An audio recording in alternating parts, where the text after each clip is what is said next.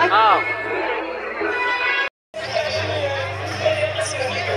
But ayun lang and never give up. We need it. Sa gusto niyang pagpugi ng mga patampo. Tapos na.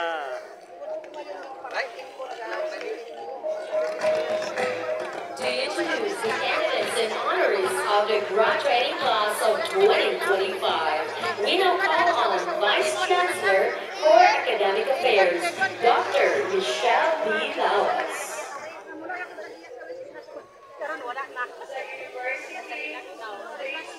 To acknowledge the 2022 candidates for the 2022? of Mindanao State University, Ang daming General graduates, ano? Santos, and 2022. 51 candidates for graduation from the College of Law, General Ang dami.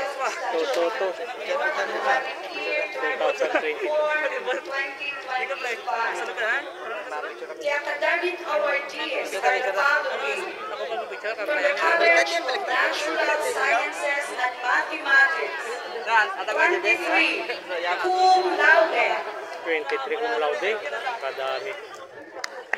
From the College of Fisheries and Aquatic Sciences, 13 cum laude. 13. Dami yan.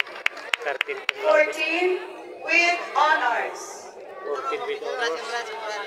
From the College of Social Sciences and Humanities, 2 magna cum laude. And each one cum laude. From the College of Engineering, 1 magna cum laude. Isa na, engineer yan eh. 36 cum laude.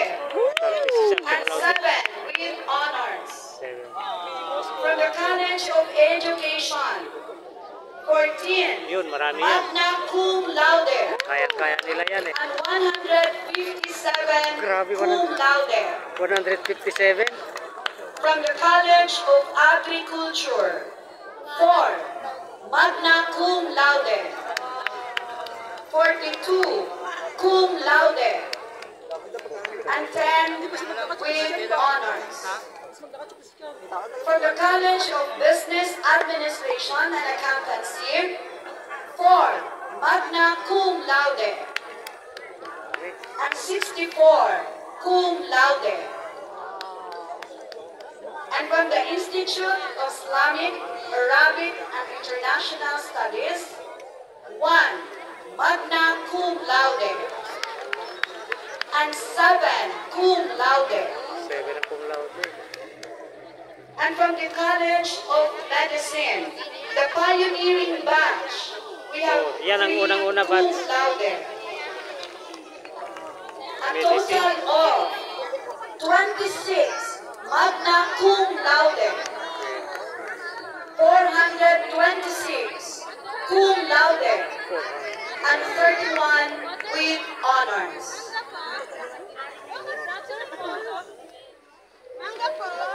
The college students will now present the candidates for graduation.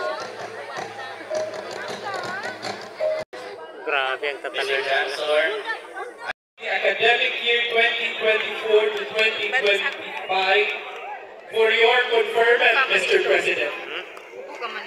Sandali lang.